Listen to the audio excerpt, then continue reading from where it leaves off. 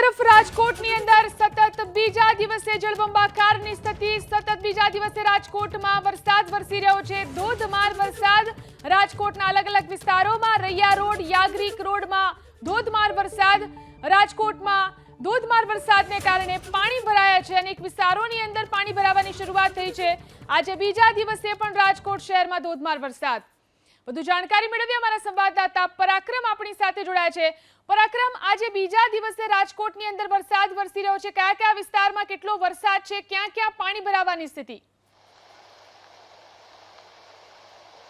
ચોક્કસ રાજકોટમાં પાણી ભરાવાના શરૂ થઈ ગયા છે। થોડીવાર પહેલા ધીમી ધારે હતો, પરંતુ ધોધમાર વરસાદને લઈને અત્યારે દ્રશ્યો બતાવશું। પોપટપરાનું નાલું કે જ્યાં વર્ષોથી પાણી ભરાય છે અને જેના કારણે વાહન વ્યવહાર બંધ થઈ જતો હોય છે, અહીંયા પોલીસ દ્વારા બેરિકેડ મૂકવામાં આવ્યા છે। મહાનગરપાલિકાની જે ટીમ છે તેમના દ્વારા અલગ અલગ નાલામાંથી જે પાઇપલાઇન છે તેમાંથી કચરો મોટા પ્રમાણમાં બહાર કાઢવામાં આવી રહ્યો છે, એટલે કે મહાનગરપાલિકાની ટીમ પણ ખડે પગે છે।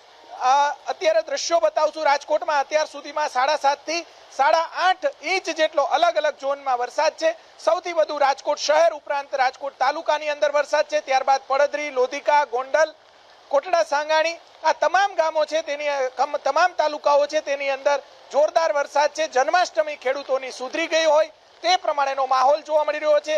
ખેડૂતો ખૂબ જ રાજી એટલા માટે છે કે કપાસ, મગફળી કે અન્ય પાકો છે તેની અંદર ખૂબ સારા વરસાદના કારણે ખેડૂતો અને માલધારીઓને ફાયદો થયો છે। સાથે સાથે માલઢોર રાખતા જે માલધારીઓ છે તેમાં પણ ખુશીની લાગણી છવાઈ ગઈ છે। અત્યારે દ્રશ્યો બતાવી રહ્યા છીએ રાજકોટ શહેરના અલગ અલગ વિસ્તારોની અંદર છેલ્લા 24 કલાકથી ધોધમાર વરસાદ જોવા મળી રહ્યો છે। ધસમસતા પાણીના પ્રવાહમાં અત્યારે જોઈ શકાય છે કે જે સબવાહિની પણ નીકળી રહી છે। દ્રશ્યો આપણે બતાવવાનો પ્રયાસ કરીશું।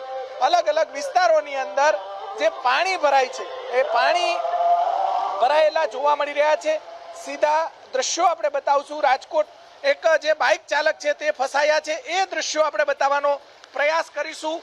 જે જોઈ શકાય છે કે ધસમસતા પાણીના પ્રવાહમાં વાહન ચાલકો છે તે વાહનો કાઢી રહ્યા છે। લોકોને પોતાના ઘરે જવા માટે પણ પારાવાર મુશ્કેલીઓનો સામનો કરવો પડતો હોય છે। ધોધમાર વરસાદ અત્યારે રાજકોટના જે રાજમાર્ગો છે ત્યાં જોવા મળી રહ્યો છે। તાલુકાના અનેક વિસ્તારોની અંદર આ રીતે અવિરત વરસાદ છે। મોટાભાગના ડેમોની અંદર મોટા પ્રમાણમાં પાણીની આવકો થઈ છે। આજી, ન્યારી, ભાદર આ તમામ જે ડેમો છે, આજી 3 ઓવરફ્લો થયો છે, ન્યારી ડેમ પણ ઓવરફ્લો થયો છે। સારા વરસાદના પગલે રાજકોટનું જળ સંકટ છે તે હળવું થયું છે। મહાનગરપાલિકાની ચિંતામાં જબરજસ્ત ઘટાડો થયો છે। પદાધિકારીઓ અને અધિકારીઓની ખૂબ જ ચિંતા હતી કે જો વરસાદ નહીં થાય તો ભાદર પર નિર્ભર રહેવું પડશે, ભાદર અને નર્મદા પર નિર્ભર રહેવું પડશે। અત્યારે એક બાઇક ચાલક ફસાયા છે, એ દ્રશ્યો આપણે બતાવવાનો પ્રયાસ કરીશું। જોઈ શકાય છે કે ધસમસતા પાણીના પ્રવાહમાં જે બાઇક ચાલકો કઈ રીતે બાઇક કાઢી રહ્યા છે, તેમની મદદે પણ જે લોકો જતા હોય છે, દર વર્ષે આ રીતે વાહનો ફસાઈ જાય છે। પાણીના નિકાલની વ્યવસ્થા મહાનગરપાલિકાએ અલગથી લાઈન નાખી અને કરવાની જરૂરિયાત છે। જોઈ શકાય છે કે ધસમસતા પાણીના પ્રવાહમાં આજે વાહનો જે છે તે નીકળી શકતા નથી। અમુક વાહન ચાલકો તણાઈ પણ જતા હોય છે જો ભારે વરસાદ પડે તો। આ રીતે અવિરત વરસાદને લઈને રાજકોટના રાજમાર્ગો પાણી થયા છે। પાણીના નિકાલની વ્યવસ્થાઓ કરવી જોઈએ, અલગથી લાઈન। આ નાલું છે તે ખૂબ જ જૂનવાણી નાલું છે પોપટપરાનું। હવે એક જ નાલું એવું છે કે ત્યાં સૌથી વધારે પાણી ભરાય છે। મહાનગરપાલિકાના અધિકારીઓ અને પદાધિકારીઓ દ્વારા આ નાલાની બાજુમાં જો લાઈન નાખવામાં આવે અથવા તો અલગથી પાણીનો નિકાલ કરવામાં આવે, રેલવેની મંજૂરી લઈ, રેલવેની મંજૂરી ખૂબ જ આકરી હોય છે અને મંજૂરી મળ્યા બાદ આ કાર્યવાહી કરવાની જરૂરિયાત છે। ઓવરઓલ વાત કરવામાં આવે તો ભલે મેળો બગડ્યો હોય, પરંતુ જન્માષ્ટમીને લઈને ખેડૂતોની જે જન્માષ્ટમી જે છે તે સુધરી ગઈ છે। આ વર્ષ ખરીફ પાક, કપાસ, મગફળી અને અન્ય પાકો છે તેની અંદર ખૂબ જ ફાયદો થયો છે। દ્રશ્યો આપણે બતાવવાનો પ્રયાસ કરીશું। ભારે વરસાદને લઈને વાહન ચાલકો જે છે તે પરેશાન થતા હોય છે।